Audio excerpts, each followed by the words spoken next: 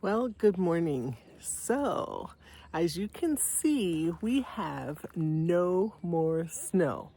It's like almost 50 degrees out and it's 8:30 in the morning. So, today I need to clean out the bunnies. And so I thought I'll just take you along for one of the chores that you need to do here on the homestead. So come and spend the morning with me. Grab your cup of coffee and just sit back and let me do all the work, okay? All right, we'll see you in a bit. So before I get started here, I just thought I'd show you what it looks like without snow. Okay, so we are in here with the bunnies, and as you can see, I've got four, so I've got three does here, and then we've got a buck that is further down at the very end. And so today I get to clean. So I'm going to take on that journey for cleaning their cages. It's been about a week, so I should have done it sooner. All right, here we go.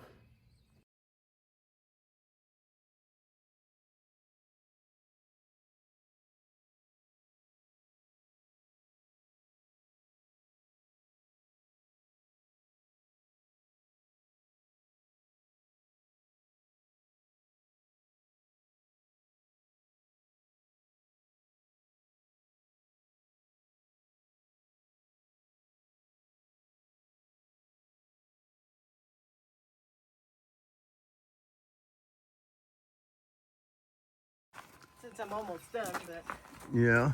yeah. You almost done with all of this? Yeah, Ew, yuck. I know. This is my chore. Ew, you made a mess, April. You are messy in there. Ew. Yeah. So is this what living in the mountains is like? Yep. When you don't have all the conveniences, you gotta do this? Yeah, I gotta take care of my buns. Oh, man. Yeah. So. Wow. Yep. So it's not all fun and games. There's actually work that has to be done up here? Right. Been thinking about leaving that metal piece off now that the colder weather Right. is kind of going away, and then I can clean this kind of on a daily basis. A little bit more so it doesn't get... Yeah, just kind of keep it. And I'm gonna get some vinegar water and wipe this all down. Okay. And get that all taken care of. But yeah, I got a new system. Instead of bringing the cart in here because it doesn't fit underneath, do my bucket and just pour it, and it goes a lot quicker. Good. So excellent. They sure do waste a lot of Timothy. Yeah. So if you guys let us know, because we're new at this, and so if why they waste a lot of Timothy and aren't eating it. But I guess maybe just to kind of cover up their own poop, the smell, if that's the habit that they do. So if I'm cleaning on a regular basis, every day, they won't waste the Timothy as much. But I don't know. It'd be nice if they eat it instead of just dump it down the thing and get rid of it as fast as they can. So yeah, Nora right here, she was the one that was nesting, and she would just pull it out, and then she would take her mouth and go up and down and have it rake through.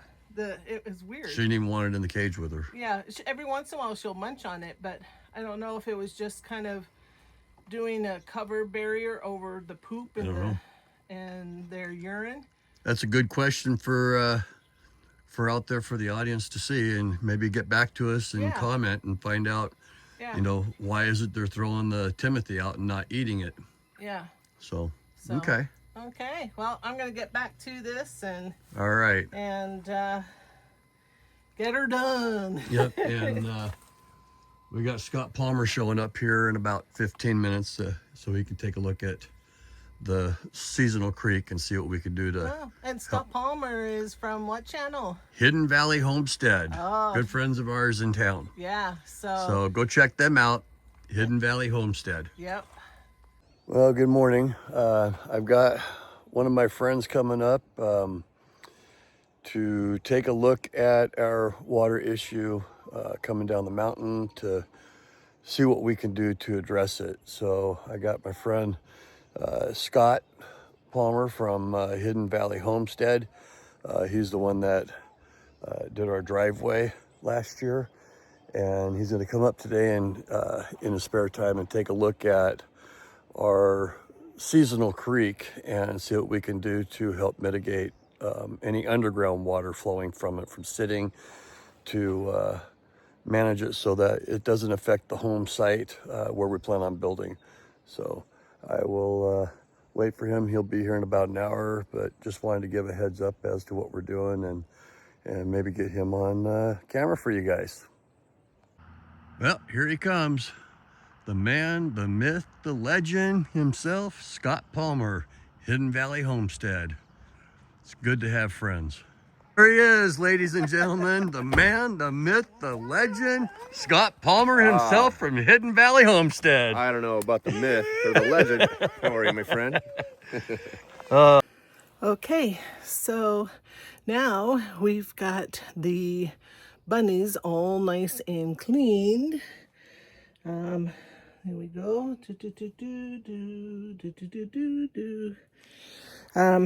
I'll let the water underneath, and then I'm going to do some vinegar water down underneath too. So, all right, that chore is completed. Thank you for following me while I clean the bunnies and keep them. I think I'm not going to put this metal piece back that was right along the bottom. So now the weather's a little bit warmer, and so I don't need to do that. So anyway, all right. Have a great day. Thank you guys for following, and we'll see you next time.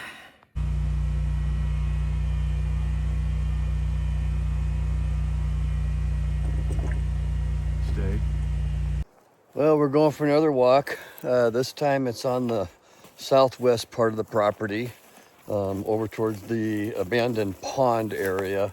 We're gonna go meet up with our neighbors and say hi and check out the road to see what kind of winter damage we've had with the mud and discuss a game plan for taking care of it so we don't have to keep fixing it every year. So this is the back road. One of the old logging roads. It's just to the west. It's just to the west of our old homesteads up in here. Were built in the early 1900s, and they lived here right up until probably sometime in the 70s. Older couple. Yeah, it's all tore up from the animals out here. Yeah. I should have probably brought taken the steam can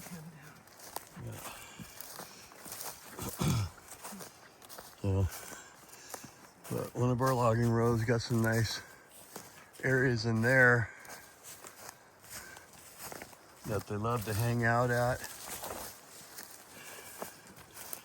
But yeah, this is an old logging road that we need to clean up after they cleared all the good stuff out. And as you can see, we've got a lot of deadfall.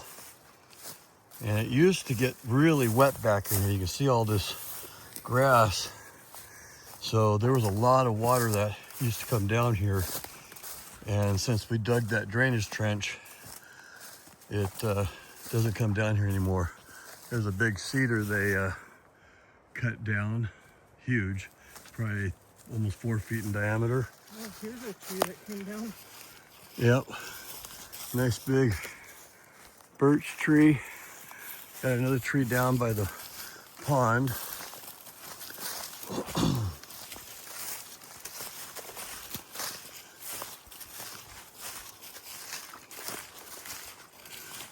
Yeah, this is one that we lost in the windstorm. Nice big root ball. Big tree came down. So make that 15 trees that came down in the last two windstorms we had. Oh yeah, that looks like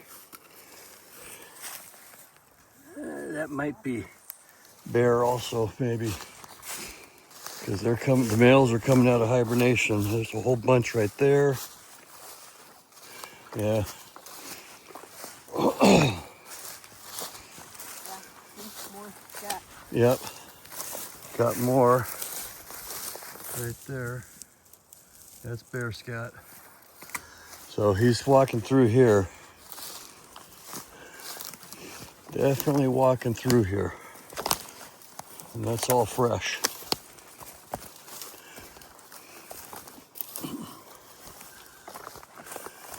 That's a big tree that came down. That's a big tree that came down. So, yep. We're gonna go check out their pond, so we'll touch base. So, one of my game cameras stopped working, I don't know, a couple weeks ago. It just wasn't getting signal. And I went out there and I noticed that it's got a bunch of little, something's been chewing on it. The game cam, even I left it out there, but the game camera, the antenna's chewed up, and the solar wire is completely chewed up in half. So I think one of the squirrels thought it might be a good idea to eat my cable and wire. So I've got to strip it back and tie it back and see if I can get it to work. Put his head down. Oh, with his head down right there? There's a couple of bulls in there. Oh, yeah. There's 3 of them at least. Yeah. Okay. All right. Well, today we're here with the bunnies, and this is April. And this here is Nora, and this is Tilly. And then, of course, we have Mr. Buck Rogers right here. Now, today is a very special day because it's Nora and Tilly's first birthday. And so, we're gonna sing happy birthday to you guys. And with your lettuce that I've got set out for you guys, you're going to have a little bit of banana. Yes, it's a birthday treat. So happy birthday, Nora and Tilly. Happy birthday to you. Happy birthday to you. Happy birthday, Nora and Tilly. Happy birthday to you. Yay. All right, let's give you guys some treat. And April, when's your birthday? And you'll be a year old when? In April. That's right. And then we got a ways to go for Mr. Buck Rogers. His birthday is December 17th, huh? Yeah. Okay, let's get your birthday treats to you. All right. So here's our culvert coming this way. It's all dry. There's nothing in it. It's completely dry. As you can see, there's nothing flowing. But when I come over here, a little bit lower down, you don't really see anything. There's nothing here. A little bit wet dirt. Got some water standing. More water standing. Grass is all wet. It's all wet. All through here it's wet. And I saw it flowing. Where was it flowing?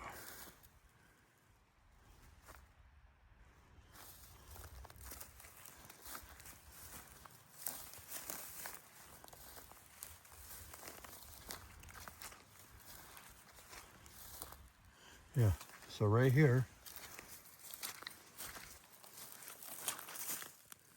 you can see that it's flowing. So as I follow it, I come up, I see a big puddle here. It's still wet. It's coming from here. Stays wet. I come up higher. It's all wet. Dry up there. Wet. Oh, got some more water above the sticks here. A little bit like it's coming down. Water falling along this little pathway here. It's wet. Coming out. Somewhere's right in there. There's like a hole. And that's kind of where the water's coming from. Right by this big tree. And everything else is dry up there. But the water starts here and goes down. And it's still trickling. So we got some water source coming down to our low area that's still flowing into there. And I don't know where the water's coming from. Everything's way uphill. Everything stays dry up there. So might have to do a test dig somewhere down here and see what's keeping that area supplied with water.